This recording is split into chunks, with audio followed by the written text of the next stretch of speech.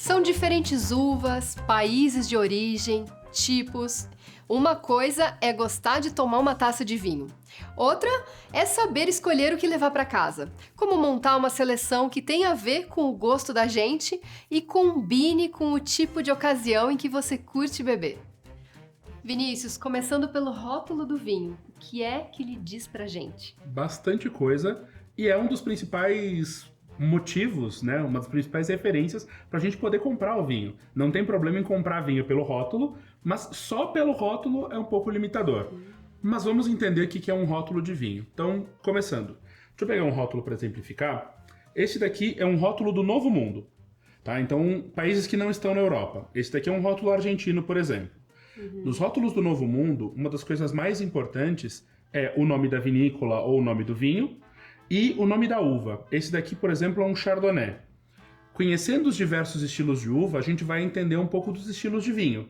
A gente sabe que um Sauvignon Blanc geralmente vai ser fresco e aromático, um Chardonnay frequentemente vai ter madeira e dependendo da região vai ter aroma de frutas tropicais. A gente sabe que Cabernet Sauvignon tende a dar vinhos de médio corpo para muito corpo. A gente sabe que Pinot Noir costuma dar vinho leve. Então, pela variedade de uva, eu já vou ter uma ideia e isso geralmente está em destaque em rótulos do Novo Mundo, como esse aqui que é argentino. Outro ponto é que os rótulos, de maneira geral, eles têm que ter o volume da garrafa, então a maior parte das garrafas tem 750 ml, e a gente vai ter, ou no rótulo ou no contrarótulo, o teor alcoólico. Esse aqui, por exemplo, é um vinho que tem 13,5% de teor alcoólico. Então, isso são informações básicas. Tem gente que prefere vinhos menos alcoólicos, vinhos mais alcoólicos, então são pontos para a gente analisar. E também vai vir dizendo no rótulo o teor de doçura desse vinho, que a gente pode depois se aprofundar um pouco mais, falando o que é um vinho seco, o que é um vinho demi-sec ou um vinho suave também. Para te dar um outro exemplo... Esse detalhe do fundo da garrafa não tem a ver com o rótulo, com a escolha do vinho. Esse detalhe do fundo da garrafa é uma curiosidade bastante importante. O fundo da garrafa não tem nada a ver com a qualidade do vinho que está dentro dela. Por que esse fundo existe? Não é para colocar o dedo na hora de servir, isso é uma coisa que muita gente faz. Por que a questão do dedo no fundo na hora de servir? Se eu sirvo com o dedo no fundo, num restaurante, por exemplo, e passa alguém correndo e esbarra em mim, a garrafa sai voando. Então eu nunca vou servir a garrafa com o dedo no fundo e também vou evitar assim pelo gargalo, porque fica feio. O fundo da garrafa é para aumentar a resistência do vidro. Alguns vinhos tintos, por exemplo, eles vão amadurecer, envelhecer na garrafa. A gente falou um pouco disso na aula de aromas. Então eu vou ter essas garrafas deitadas, uma do lado da outra, e vou empilhando uma sobre as outras. Sim. Se o fundo é liso, a pressão lateral pode fazer o fundo romper e a garrafa quebrar. Então esse fundo para dentro é para aumentar a resistência da garrafa. Isso acontece também nas garrafas de espumante. As garrafas de espumante como essa daqui também vão ter o fundo para dentro. Só que no caso de espumante não é para aguentar a pressão externa. Aqui dentro tem gás carbônico. Então é para aguentar a pressão do gás que está dentro da garrafa. Olha! Se o fundo da garrafa de espumante fosse liso, ela provavelmente explodiria. Porque aqui dentro a gente vai ter entre 5 e 6 atmosferas de pressão. É bastante pressão. É bastante. Então é para segurar a pressão, e para dar mais resistência à garrafa. Por isso que tem o fundo para dentro, não é para botar o dedinho. E tem gente que entra em loja de vinho, não olha o rótulo, vai botando o dedo no fundo da garrafa para escolher. Tem esse furinho, é bom. Exatamente. Nada na vida se escolhe assim. Tá? Então nada de sair... Então tudo tá no rótulo. Tá tudo no rótulo. Uma dica assim, se a pessoa faz questão de comprar vinho pela garrafa, o segredo é, pesa a garrafa. Por quê? Garrafas mais pesadas têm mais vidro. Se elas têm mais vidro, elas custaram mais caro. E eu não vou colocar um vinho simples numa garrafa cara. Então, assim, eu recomendo que ninguém compre vinho pela garrafa, mas pesar a garrafa... Essa é pesadinha. Pode dar uma dica. Precisa ser mais resistente, por isso... O fundo para dentro. Garrafas de espumante geralmente são mais pesadas que garrafa de vinho, porque o vidro é mais grosso, para aguentar a pressão. Sim. Então, nada de colocar dedinho no fundo da garrafa. O fundo da garrafa não tem nada a ver com a qualidade do produto, porque senão era só chegar para a indústria de garrafa e encomendar o modelo de garrafa com um fundo no gargalo. Sempre. Né? E eu teria o melhor vinho do mundo. Sim. Não faz o menor sentido. Pegando um rótulo do Velho Mundo, esse aqui, por exemplo, a gente tem um design diferente desse Chardonnay que a gente viu antes. Então a gente vai ter o nome desse daqui, do produtor, está muito mais em evidência. No rótulo do Velho Mundo, o nome do produtor está em menor destaque. Mas a coisa em maior destaque no rótulo do Velho Mundo, na maior parte deles, é a região, não é a uva. Barolo, por exemplo, é uma região no norte da Itália onde esse vinho é feito. A uva aqui é a mesma, todos os Barolos são feitos com a mesma uva, que no caso é a Nebbiolo. Mas a uva não é o ponto mais importante. É aquela uva plantada naquele lugar, daquele jeito, que vai fazer esse estilo de vinho. Aquele terroir. Exatamente isso. Terroir é um conjunto de características que dá origem a um produto único. Então, no rótulo do Velho Mundo, eles vão tradicionalmente valorizar a questão do terroir. Sim. Barolo é um terroir. Todo Barolo é feito numa área delimitada, com essa uva Nebbiolo, da mesma maneira, para conseguir essas características. E é por isso que o nome da uva não aparece no rótulo. Porque esse daqui é mais do que um Nebbiolo, ele é mais do que a uva que foi usada. Ele é um Barolo. Ele é um Barolo. Exatamente. A gente vai ter a safra. Isso, tanto em vinho do Novo Mundo quanto do Velho Mundo, é importante. Safra é o ano de colheita da uva. Por que isso é importante? Todos os anos são iguais? Não. A gente tem anos mais chuvosos, menos chuvosos, anos mais ensolarados ou menos, anos que teve geado ou alguma outra praga ou doença. Então a gente vai ter safras melhores e piores. Isso vai afetar a qualidade do vinho na garrafa. Então o ano é sempre o ano da colheita das uvas. Então a gente sempre... Essa data aqui é o ano da colheita das uvas. E é uma referência boa também para deixar vinhos envelhecendo em casa.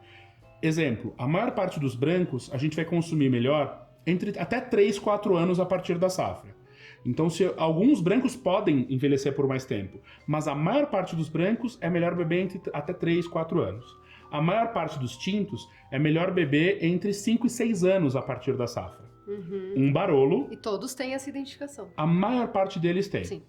Um Barolo, por exemplo, é um vinho que passa dos 10 anos. Se eu tomar um Barolo com 5 anos, ele vai estar muito forte, muito adstringente, muito duro no paladar. E pela safra eu consigo dizer se vale a pena abrir agora ou guardar mais um pouquinho. Quando eu não tenho a safra no rótulo, isso significa o quê?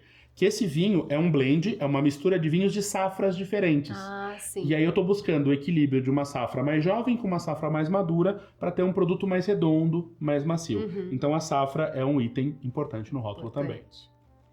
Ok. Ó, esse, por exemplo, não tem. Esse daqui, por exemplo, é um que não tem safra no rótulo. No contrarótulo a gente tem a safra. Ah, tá lá atrás. E isso é importante. É sempre importante olhar o rótulo e o contrarótulo. Algumas informações vão estar na frente, algumas informações vão estar no contrarótulo. Por exemplo, o teor alcoólico não necessariamente vai estar na frente do rótulo. Vou dar uma giradinha na garrafa e olhar o contrarótulo e ler com atenção, olhar as informações. Esse, por exemplo, é um Pinot Grigio, é um rótulo do Velho Mundo, da Itália, mas tem o nome da uva no rótulo. Porque Pinot Grigio é um estilo do norte da Itália. Então é um vinho do Velho Mundo que eles colocam o nome da uva no rótulo. Isso também vai acontecer no mundo do vinho. Ok, a gente viu várias informações no rótulo do vinho, mas qual é a informação mais importante que eu preciso buscar? Então as duas informações mais importantes são ou a variedade da uva, que vai te dar uma ideia do estilo do vinho, ou então a região onde ele foi produzido, a denominação de origem, o terroir. Então, uma dessas duas informações são as mais importantes para você poder começar a sua escolha de vinho a partir do rótulo. Ah, legal. O que a gente deve ter em mente na hora de montar uma seleção de vinhos para a escolha da nossa adega? É importante que a nossa adega seja variada, para atender diversos momentos de consumo. Então, seja um jantar em família, seja abrir uma garrafa de vinho para maratonar aquela série que a gente gosta na televisão, seja para fazer um almoço de família. Então, a gente precisa ter vinhos para vários momentos de consumo. Uma sugestão bastante boa é ter variedade de vinhos. Então a gente montou aqui uma seleção com bastante variedade. É importante ter espumantes. Espumantes tem o ditado clássico, nas vitórias é merecido, nas derrotas é necessário. Todo dia é um 7-1 diferente, então a gente sempre tem motivo para abrir e para provar uma garrafa de espumante. A gente vai ter um branco leve e um branco encorpado. Por que isso é importante? Os brancos leves, como um Pinot Grigio, por exemplo, são ótimos para tomar sozinho, beira de piscina, situação informal, dia de calor, vai descer super bem. Não precisa de comida, mas para salada, petisco, aperitivo, vai super legal. Um branco encorpado, como um Chardonnay, por exemplo, com madeira mais potente, vai ser muito bom para pratos mais substanciosos. Então aquele peixe na brasa, aquele frango assado de domingo, uma massa com molho de queijo. Então um branco leve e um branco encorpado, e aí a gente vai variando a uva, o estilo, a região. Passando para o rosé é bastante versátil. Dica muito boa. Se eu não sei se um prato harmoniza com branco ou tinto, vai no rosé. Que é certo. É certo. Para tábua de queijo, charcutaria, o rosé funciona bastante bem. Para harmonizar com petiscos e entradas, com carnes leves, o rosé funciona. E o mais legal, a gente está numa era de redes sociais, o rosé é instagramável. Ele aparece na tela, ele dá um destaque com a taça na mão. Então você quer fazer aquele momento Dona Helena, Leblon e tudo mais, taça de rosé na mão, é luxo, é sucesso. E a gente tem tintos. Tem tintos leves, tintos encorpados. O mesmo princípio. Quero um tinto mais descontraído, mais leve, mais informal, posso pegar um tinto leve. Novo mundo, velho mundo, tanto faz. Tintos mais encorpados, mais estruturados. São aqueles vinhos que eu posso deixar na adega para amadurecer mais tempo, para evoluir mais tempo, ou também posso abrir para harmonizar com pratos mais pesados. Uma feijoada, aquele costelão na brasa, aquela coisa que eu vou tomar o prato, vou comer o prato, vou tomar o vinho e vou precisar dormir umas 2 horinhas depois. Tem vinho para isso também. E uma coisa que muita gente esquece é o momento da sobremesa. Vinhos doces, vinhos licorosos, harmonizam muito bem com sobremesas, então vale ter algumas opções de vinho de sobremesa. A gente selecionou um Sauternes aqui, que é um vinho clássico de sobremesa francês, tem diversas outras opções, então um vinho para sobremesa pode fazer a diferença naquela refeição especial em família. Que curioso, vinho para sobremesa. Exatamente. Então imagina você convida familiares para aquele almoço importante, você quer comemorar um momento especial, você faz toda a sua refeição harmonizada com 1, 2 rótulos e encerra com uma sobremesa gostosa e uma tacinha de vinho de sobremesa. Fechando com chave de ouro. Memorável. Ou seja, tem vinho para todos os momentos, né? Exatamente. Não tem desculpa. E esse é um ponto importante. Na hora de selecionar esses vinhos para adega, é escolher vinhos que você gosta de beber, mas também escolher vinhos que vão agradar os seus convidados. Sim. Eu sou um ermitão, eu não recebo ninguém em casa. Tudo bem, eu vou escolher vinhos que eu gosto de beber. Agora, se você gosta de socializar, é importante ter alguma variedade de vinhos para poder receber pessoas em momentos diferentes. Sim. São opções ótimas, né? Posso não beber, mas eu preciso ter opções. Vinícius, agora vamos para o mito ou verdade. A rolha de cortiça é sempre melhor do que a tampa de rosca? Esse é um mito. A tampa rosca é tão boa quanto a rolha de cortiça para vedar vinhos. Inclusive vinhos de guarda. Muita gente pensa, tampa rosca é só para vinho jovem. Na Austrália, na Nova Zelândia, que são os países que mais usam esse tipo de vedação, existem vinhos de guarda com tampa rosca, vinhos que vão passar dos 10 anos com qualidade. Ponto importante é que a tampa rosca ela vai proteger o vinho da oxidação. Oxidação é o que acontece com o vinho em contato com oxigênio, ele vai perdendo aromas e vai ficando avinagrado. Então ela protege tão bem quanto a rolha de cortiça e vai ser uma forma mais fácil de abrir a garrafa. Essa é uma vantagem para a tampa rosca. Para abrir uma garrafa com tampa rosca, a gente só vai segurar toda a cápsula e girar para romper o lacre. Romper o lacre é muito mais fácil. Muito mais fácil, não preciso de saca-rolhas. Então ela não quebra, não vaza, não mofa, não contamina. Essas são vantagens da tampa rosca. Rolha de cortiça, existem diversos níveis, várias gradações. Tem rolha de cortiça de alta qualidade. Exemplo bom, essa daqui é uma rolha natural, então é uma rolha de cortiça de alta qualidade. Existem rolhas aglomeradas, que são mais simples. Sim. Então, nem toda cortiça é de alta qualidade.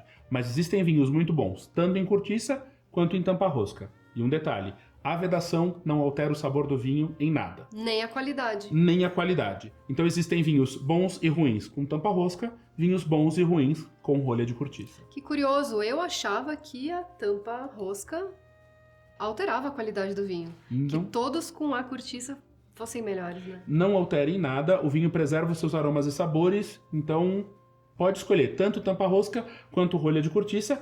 E para quem duvida, vale muito uma degustação às cegas. Então, o que é uma degustação às cegas? É aquela que você não sabe o que você está provando, você vai provar 2, 3, 4 amostras e é bom colocar vinhos de qualidade equivalente, tanto de tampa rosca quanto em rolha de cortiça, às cegas. Ninguém consegue dizer o que é rolha, o que é tampa rosca. Olha que interessante, porque não altera em nada, então. Não altera em nada. Mito ou verdade? Vinho tinto tem que estar sempre em garrafa escura? Meio mito, meia verdade. Por quê?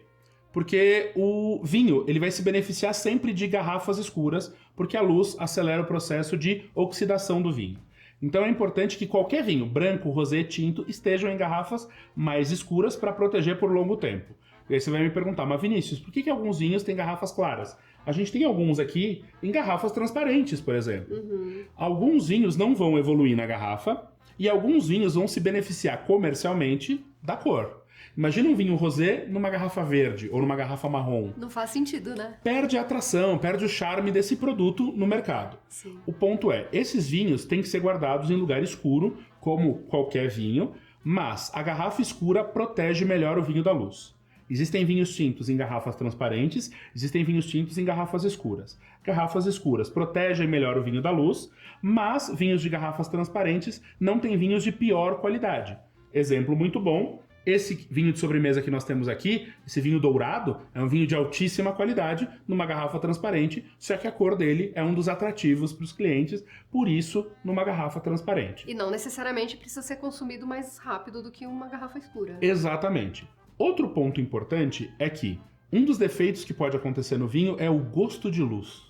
Por que isso? Parece estranho, né? O que é o gosto de luz? Quando a luz afeta o vinho, você vai ter a perda de aromas frutados e você vai ter a geração de aromas enxofrados, principalmente o dimetildisulfeto, que vai dar cheiro de repolho, couve cozida, couve de bruxelas. Então esses aromas enxofrados, gás de cozinha, são aromas desagradáveis no vinho.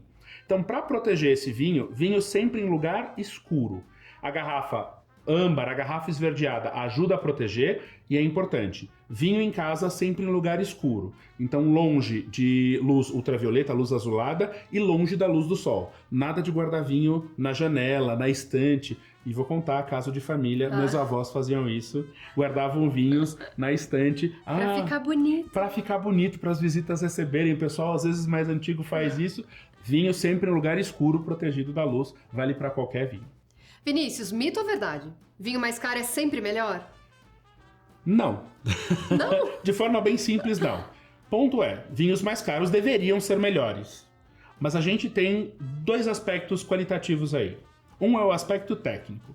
No aspecto técnico, nós vamos avaliar caráteres objetivos no vinho, tempo que ele dura no paladar, quantidade de aromas e sabores que ele tem, o equilíbrio de sabores e aromas que ele vai ter. Todos esses são aspectos objetivos que numa degustação técnica a gente vai avaliar. Numa degustação técnica, o vinho mais caro nem sempre é o melhor. Outro ponto é o aspecto qualitativo subjetivo. O que eu gosto de beber, o que você gosta de beber. E aí, tem gente que gosta de vinhos que são mais econômicos, tem gente que gosta de vinhos mais caros. O ponto é, vinhos mais caros vão ter mais processos geralmente. Eles são mais raros. E por isso eles vão custar mais. Agora, eles vão ser melhores na taça? Não necessariamente. Então, o ponto. Vinho mais caro tem a obrigação de ser melhor. Nem sempre ele é. Então, uma dica muito boa na hora de escolher vinhos e comprar vinhos é: compre vinhos que caibam no seu orçamento. E você pode ir jogando, conforme a sua condição naquele mês ou naquele momento de vida, de ir comprando vinhos um pouco mais caros e provando. É sempre importante na hora de escolher vinhos para seu consumo pessoal, provar coisas novas. E a vida é curta para beber vinho ruim 2 vezes. Então, comprou um vinho que você não gostou, não repete. Anota para não repetir.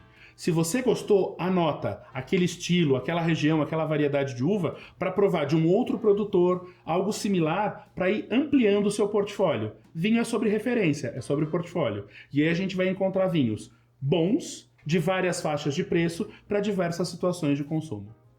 Opções nós temos muitas, né? Muitíssimas. E tem gente que gosta de vinho mais adocicado. Tudo bem? Tudo bem, sem problema nenhum. Isso é uma questão de gosto pessoal. Então a gente vai ter vinhos classificados no Brasil como secos, meio secos ou meio doces e suaves ou doces. Então a gente vai ter vinhos com menos de 5 gramas de açúcar por litro. Esses vinhos não têm açúcar residual. Os vinhos demi-sec vão ter algum açúcar residual. Os vinhos suaves ou doces vão ter bastante açúcar. Tem problema gostar de vinho doce? Não. É gosto pessoal, é momento de consumo, é prazer individual. O ponto é, o açúcar pode ser usado em alguns vinhos para disfarçar algum aroma desagradável, algum sabor desagradável. O açúcar ajuda a deixar esse vinho mais fácil de beber. Mas existem vinhos doces de altíssima qualidade. Inclusive, alguns dos vinhos mais caros do mundo e mais valorizados são doces. E quando eu falo doces, bem doces. E bem caros. Vinhos com 150, 200 gramas de açúcar por litro. Então são vinhos bem doces. Mas são deliciosos e acompanham sobremesa maravilhosamente bem. Então o ponto é, o fato do vinho ser seco não significa que ele é bom, o fato do vinho ser doce não significa que ele é ruim. A gente tem vinhos para todas as ocasiões. O que é um vinho de mesa e um vinho fino? Ótima pergunta. E aí a gente tem 3 pontos para explicar. Para a legislação brasileira, vinho de mesa é um vinho que não tem gás carbônico, que não é espumante, e um vinho que não é fortificado, um vinho que não recebe adição de álcool. Então, a maior parte dos vinhos que nós temos aqui são vinhos de mesa para a lei brasileira. Só que tem um detalhe. A palavra vinho de mesa, a expressão vinho de mesa para vinhos produzidos no Brasil, só é obrigatória em vinhos feitos com uvas americanas. Aquelas uvas usadas para fazer vinhos mais simples, de garrafão. Esses são os vinhos de mesa de americanas. Então muita gente associa o termo vinho de mesa com vinho de má qualidade. Tem alguns que até vem escrito, né, no rótulo, vinhos de mesa. Exatamente. Mas isso para vinho brasileiro, os vinhos de mesa, que tem a expressão de mesa feitos no Brasil, são vinhos feitos com uvas americanas. Vinho europeu ou vinho dos Estados Unidos, vinho importado... São finos. São vinhos finos, mas quando entram no Brasil e não tem gás carbônico, eles vão receber no rótulo a expressão de mesa, para confundir o consumidor. Então, por exemplo, aqui o nosso Chardonnay argentino. Se a gente olhar aqui no rótulo, nós vamos encontrar... Aqui, agora tá difícil de encontrar aqui. Vinho argentino... Bebida nacional, não. Aqui, perfeito. Na linha fina. O que está escrito aqui? Vinho fino. Tinto de mesa. Vinho fino de mesa, seco branco. Exato. Vinho fino de mesa, fino seco. Fino de mesa? Pois é, um vinho fino de mesa é um vinho... Ou é de mesa ou é fino. Então, para vinho brasileiro, sim. Ou é de mesa ou é fino. Para vinho importado, o vinho de mesa é o vinho que não tem gás carbônico e não é fortificado. Mas é fino. Mas é fino. Então, a palavra que a gente está procurando no vinho é fino. Vinhos de qualidade são produzidos com uvas europeias, são vinhos finos. Seja de mesa fino, ou seja apenas fino, esse é o termo que a gente está procurando.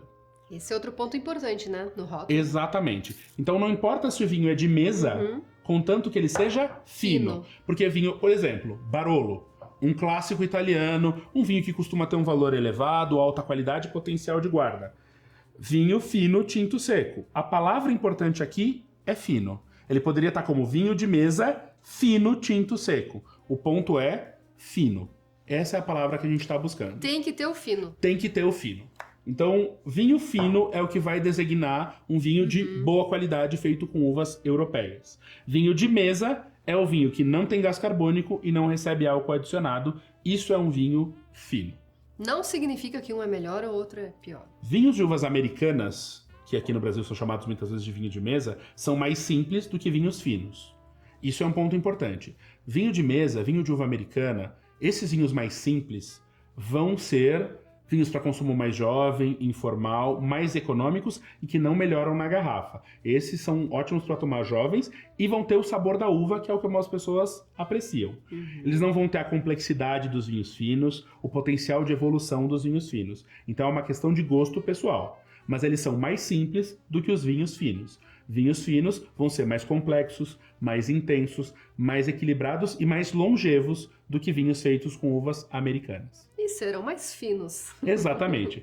Ponto importante, essas uvas americanas, elas são proibidas em outros países. A gente permite aqui no Brasil, uma questão de legislação e cultura. Nos Estados Unidos se produz um pouquinho de vinho com essas uvas, mas na Europa, por exemplo, essas uvas americanas são proibidas para a produção de vinhos de qualidade. Então é uma coisa bem nossa no Brasil aqui. Afinal, Vinícius, onde eu compro vinho? Você pode comprar vinhos em diversos canais, contanto que você confie no seu fornecedor. Então você pode comprar em lojas online, como na Evino, como na Gran Cru, fazer a sua seleção, você vai poder escolher por país, por região, por variedade de uva, por estilo de vinho. Então, online você vai ter diversas opções, você vai poder comprar no conforto da sua casa ou através de um aplicativo e receber os produtos em casa tranquilamente. Outra alternativa é o varejo. Então você pode entrar num supermercado, num empório, numa loja de vinhos e fazer a sua seleção. Ponto importante é que você precisa confiar no seu fornecedor. Um ponto, infelizmente, que acontece no mundo do vinho é o descaminho e a falsificação, principalmente para produtos renomados, vinhos famosos no mercado. Então tem sempre aquela pessoa que tem um contato do Zap, daquele primo, do amigo, do sobrinho que traz de não sei da onde. Que é mais barato. Cuidado. Por que tem que ter cuidado? Porque esse produto pode ser falsificado. Então podem ter colocado outro produto na garrafa, um rótulo falsificado. E quem não tem experiência no mundo do vinho não vai saber reconhecer, nem na degustação, nem olhando a embalagem. Ou o descaminho, o vinho que entra no Brasil sem pagar imposto, que é transportado de qualquer jeito, armazenado de qualquer jeito, e a gente falou sobre manter o vinho afastado da luz, longe de calor. Então, se esse vinho não tem as condições ideais de armazenagem, ele está estragando no processo, mesmo que ele seja original. Esse é o problema do descaminho. Você vai estar comprando um vinho que poderia evoluir 10 anos na sua casa, mas ele já estragou no caminho até chegar até você. Então é essencial que você confie no seu fornecedor para evitar falsificação e descaminho. Outra dica muito legal são lojas especializadas. Gran Cru tem lojas especializadas, Evino tem loja especializada, e na loja especializada você compra o vinho da melhor maneira possível, que é provando. Existem 3 formas de saber se um vinho é bom. 1, perguntando para quem você confia. 2, degustando. Ou 3, mediunidade. Então, se você não é médium e se você não confia ou não conhece muito bem quem está te vendendo aquele vinho, a degustação é como você vai saber se esse vinho é bom ou não, se ele agrada o seu paladar, se ele vai funcionar para o seu momento de consumo. Então, sempre prefira, ou sempre que possível, vá a lojas especializadas, prove seu vinho, degusta o seu vinho, mas vale comprar de qualquer canal, contanto que você confie no seu fornecedor. É isso aí. Obrigada por compartilhar com a gente seus conhecimentos sobre como escolher e como comprar vinhos. É uma coisa que todo mundo quer saber. Foi um prazer, agora é só fazer a sua seleção e encher a sua adega. É isso aí. Obrigada e até a próxima aula.